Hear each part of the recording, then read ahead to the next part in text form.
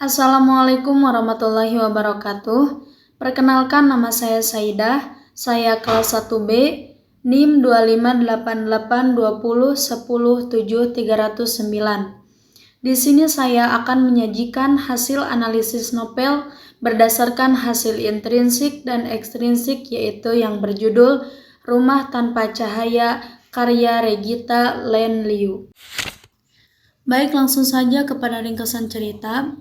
Novel Rumah Tanpa Cahaya menceritakan tentang seorang Nata Abang Ali yang sebenarnya dibuat bimbang oleh perasaannya terhadap adik perempuan satu-satunya itu, yaitu Ali.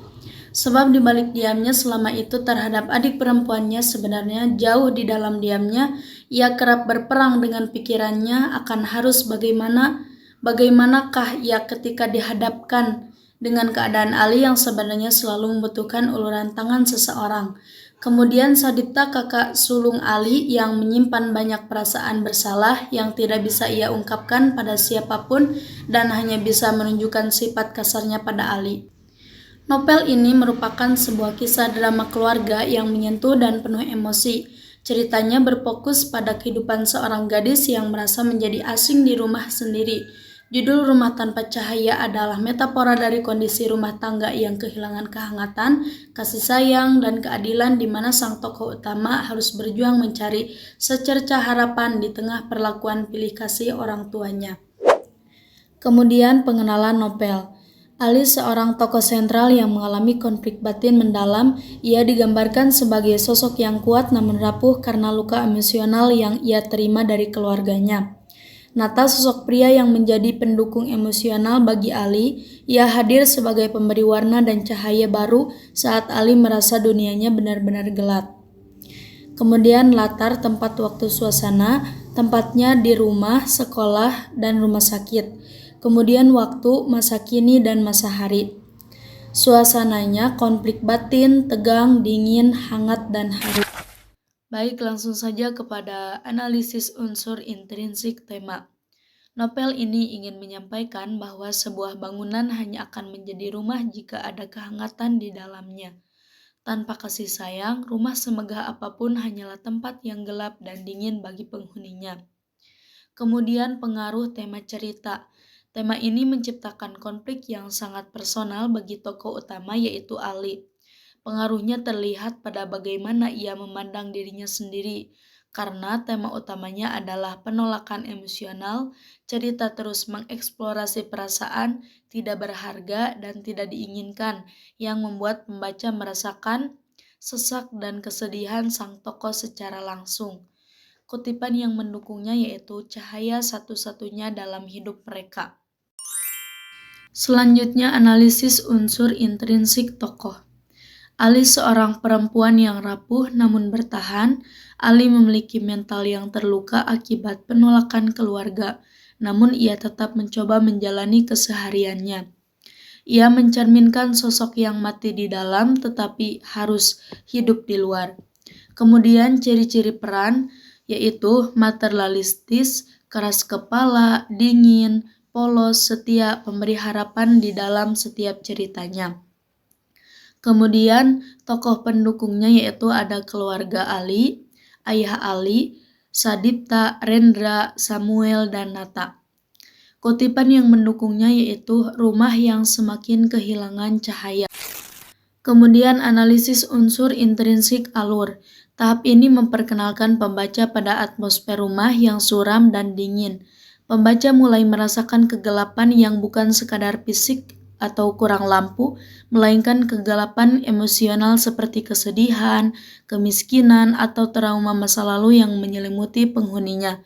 Kemudian ada konflik, yaitu munculnya masalah yang mengusik ketenangan rumah, misalnya kedatangan orang asing, rahasia keluarga yang mulai terkuak, atau tekanan ekonomi yang semakin menghimpit. Selanjutnya analisis unsur intrinsik alur. Terjadinya konfrontasi besar atau terungkapnya kebenaran yang selama ini disembunyikan dalam kegelapan rumah tersebut. Penuh emosi, dramatis, dan menjadi titik balik bagi karakter utama untuk mengambil keputusan besar. Kemudian penyelesaian. Tokoh utama menyadari bahwa cahaya atau kebahagiaan tidak selalu datang dari faktor eksternal seperti kekayaan atau perbaikan fisik rumah, melainkan dari kedamaian batin. Konflik batin diselesaikan ketika tokoh berhenti menyalahkan keadaan dan mulai menerima realitas hidupnya dengan lapang dada. Kemudian ada kutipan mendukung, yaitu ketidaknyamanan yang membingungkan. Selanjutnya unsur intrinsik latar. Berlangsung pada rumah tinggal keluarga, dapur, dan beberapa lokasi lainnya. Rumah bukan lagi tempat berlindung yang nyaman, melainkan neraka bagi beberapa karakter karena penuh dengan rasa sakit, penyesalan, dan kemarahan yang tidak terselesaikan. Kemudian latar suasana. Suasana utama adalah kegelapan.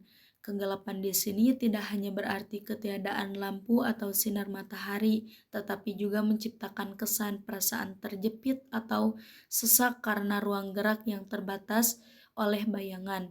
Ketidakpastian tentang apa yang ada di sudut-sudut ruangan menciptakan rasa was-was bagi karakter.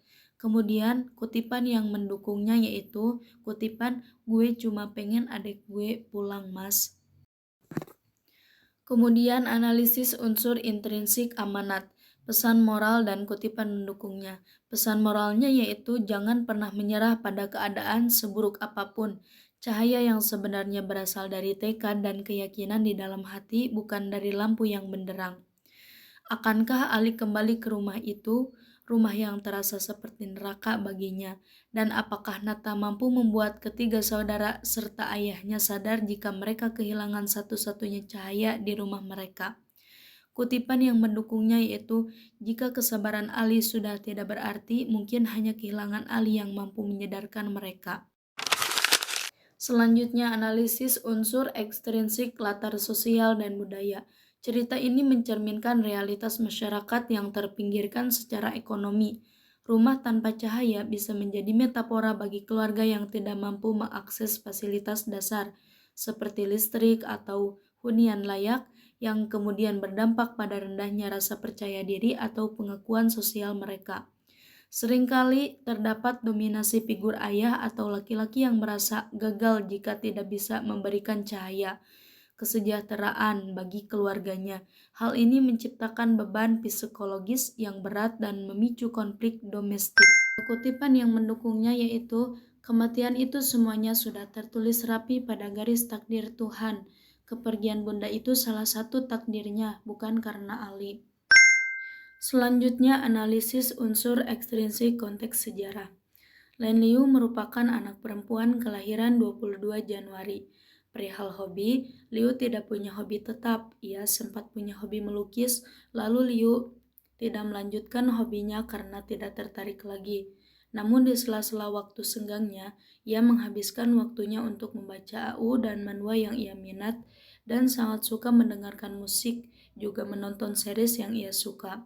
Liu mulai menulis pada tahun 2023.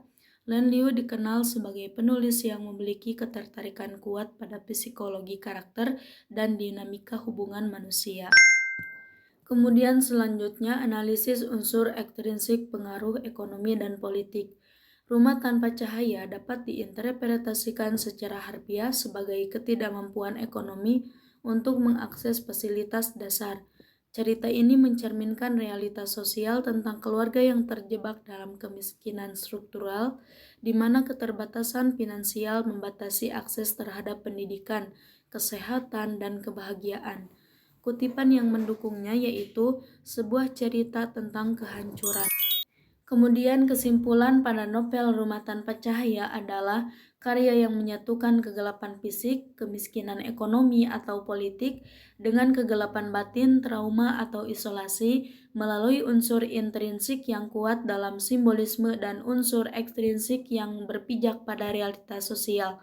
Lin Liu berhasil menyampaikan pesan bahwa setiap individu bertanggung jawab untuk menyalakan cahaya di dalam dirinya sendiri, meskipun dunia di sekelilingnya sedang padam.